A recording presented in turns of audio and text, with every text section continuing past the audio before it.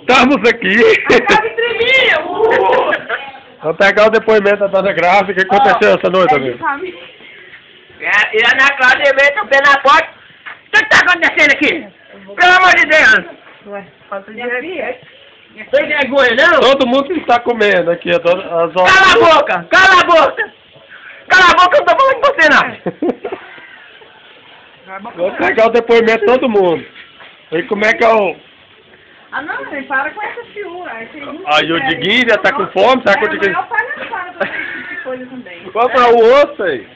Será que o Diguinho tá com fome, gente?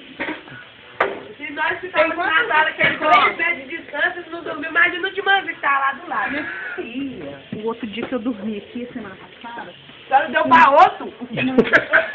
Uma vez que tava com a namoradinha dele e o estrondo era maior do que o meu nome da região. Mas com ela é séria, ela é Então, vamos lá.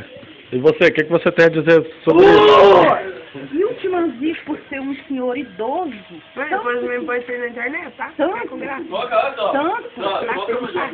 Olha aí, deixa eu pegar o depoimento da dona. Olha aqui pra você ver, tá?